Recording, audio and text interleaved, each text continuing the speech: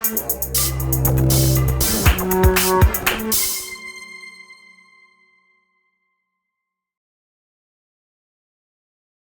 we say cultural set, we don't mean some kind of crude bolting together of something like Xing Yiquan and Yiquan principles, or Bagua Western boxing with Yiquan principles.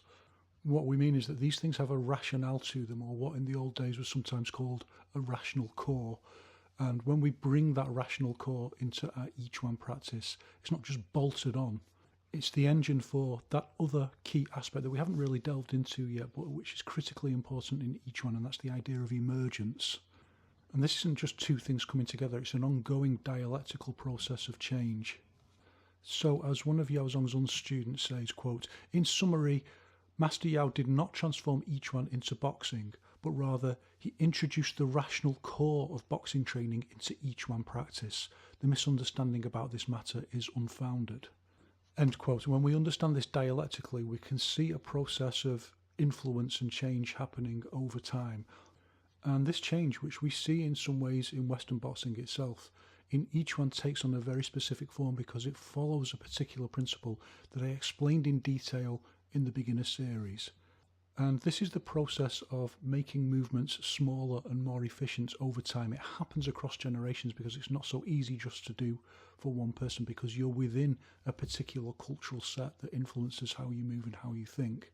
And as I explained in detail in the beginner series, this takes place primarily by shifting movement from limbs, so things like the big swing of a haymaker, and shifting that movement back into the core of the body. So the movement is probably a similar size, but it looks significantly smaller because it's being done by a bigger part of the body, moving a smaller amount, but nevertheless generating the same amount of force. And what I'm going to try and demonstrate is how this happened in Yiquan, how it shifted from the rational core of Xing Yiquan to something that superficially looks like Western boxing, but actually doesn't look all that much like Western boxing. But the way that the process happened and the way that we can see it happen, so that we can see that it happened over stages and that it wasn't just the idea of, well, let's just do Western boxing and call it Yiquan. You can see that that isn't how it happened in real time. I'm going to try my best to empirically demonstrate that, and that's not easy for me because I'm like everyone else. I'm within my rational core, so I find it quite difficult to do that older school kind of Yiquan. And when I was filming this, my body kept resisting it and returning to doing it the way that I think it should be done in the modern Yiquan way. And so forgive me, I can only try my best. I've said before, I think Han Xing Yuan's movement is probably the highest level quality Yiquan movement that anyone's ever achieved, certainly that I've seen on video. And I can't do that to the same degree, but I can demonstrate the idea. And we'll look at Han Xing Yuan himself. I can demonstrate the idea and then show how it changed with Yao Zongzun, and then it changed with modern Yiquan, particularly through the research and practice of the Yao brothers. So let's begin by looking at Han Xing Yuan, who I've managed to film really badly here. And I'm not going to copy exactly the same posture, just the general principles that we want to look at. So we see the use of the triangle step and rear hand punch. In this case, I'm going to do lead hand punch first. Use of the triangle step, and you can see the dropping of the hands before the punch. It's a kind of hook posture. And remember, the dropping of the hands is all about creating more volume in the posture. It's about generating more power. That's why it's there like that. I mean, there is always another consideration, and that is part of the idea of the original Yiquan was guard breaking, so taking down the opponent's arms and then hitting from that position. So there is that to it as well, but that isn't the real reason. The real reason is adding more volume. Emergence is the process of cultivation over generations, of taking that bigger movement and making it smaller and smaller. But there's also emergence in terms of body movement as well. And it's not about movement being better, it's about it being purposeful and what it changes for example, the lock point. So I'm going to begin by doing it, or something like it, in that much more relaxed style that you see they're elderly when we see them, aren't we? These early second generation Yiquan masters. So something very similar, quite relaxed movement. And I found this quite difficult to do for various reasons, like my body cultivation doesn't want to do it this relaxed. I feel like I can do it with a stronger, more integrated, whole body unified force than this, which I do in a bit. And also I find it very difficult to keep dropping my arm like that. I had to film it a couple of times because I kept bringing my arm up. I found that very difficult to keep in mind. My intent said no. Then I realised I was missing the step. I mean, very often the feet move slower than the punch anyway. And remember this idea that the punch is actually, like, we want it fast. So the smaller it is, actually, the easier it is to just add on to the end of the step. If we're trying to time this whole big arm dropping movement in line with a step, with the setting of the posture, well, I found that quite awkward to do. We'll see that I do it in a minute, but nevertheless, adding in the big step like that and the big drop down. And again, whatever we think that that's for, lifting the foot up like that, you don't want it necessarily scraping on the floor too much, but actually it's about setting the posture. So let's have a look at Hanshin Yuan stepping.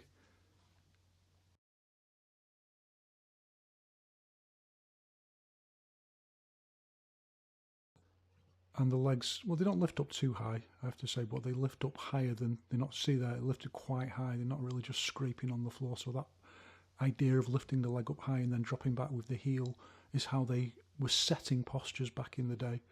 The principle now, based on Wang Shenjai, is to release force more into the ground with a smaller movement with the set. And that's what you can hear, for example. It's the sound you can hear when you hear me setting postures, which I've pointed out multiple times.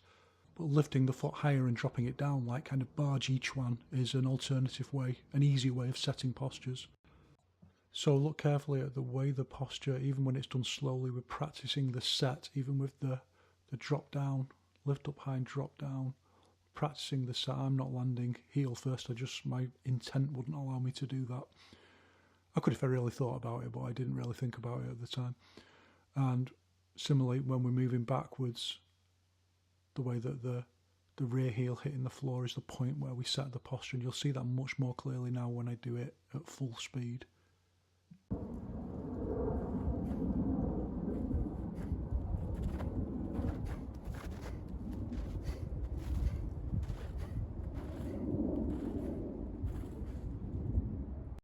Okay, now let's have a look at Yao Zhongzun doing a punch, and you can see that hand drop is still there, a very dramatic hand drop. I mean, it's not really all that similar to Western boxing when you look at it like that.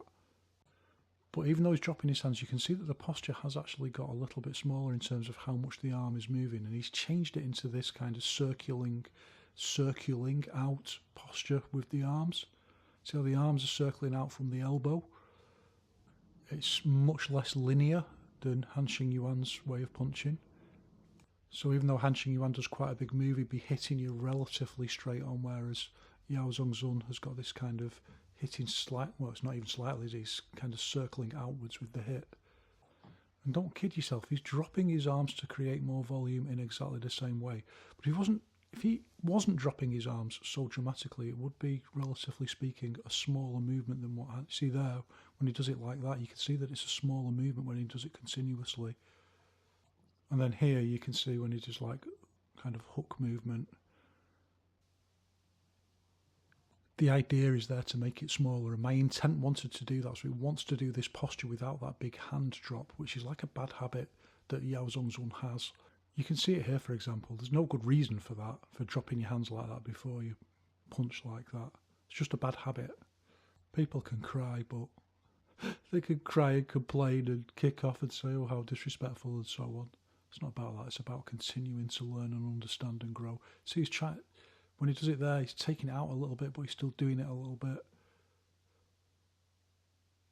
that's because you want to be relaxed so that you can do Farley, but it's possible, in modern Yiquan it's been trained out. Well, it depends who you look at. But anyway, I found it quite difficult to do this posture and get it quite right with that kind of circling out movement. And it's particularly difficult to do with power, with speed. I found that quite awkward.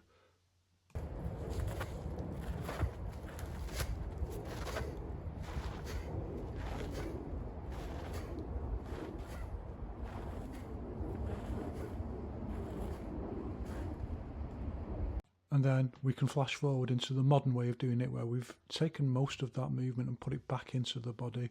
The setting is the modern way of setting the posture, so it's a little bit more refined. So we've taken that movement that I was just demonstrating there, we've made it all smaller, compacted it, put it back into the body, and created a much more modern movement. And it's not just well, we've copied Western boxing. It's an evolution. It's the process of emergence. You can see it's a much more compact posture. So let's compare again the three different ways of doing it, and we can see that through the process of emergence, the posture doesn't just add in Western boxing, it converges on the same idea, or pretty much the same idea as Western boxing. The movement of the arms is shifted into the body, and we create a much more efficient, powerful posture. I did do demonstrations of all of them, but what's the point? The modern versions are better, compact, more powerful, more in line with the reality of the context of the fight. I just saw someone posting some stuff today from China, quite old school Yiquan. I mean, it still survives like that. The movements look kung fu-y when they're big and swinging and leaning over, but they're just nowhere near as cultivated. They're just not. They're something from the past, and as Zhao Daoxin says, Wang Xianjai says, people always think if it's from the past that it's better, but it's not. It's the emergent modern Yiquan that's better. Bigger movements are not as good as smaller movements, remember that.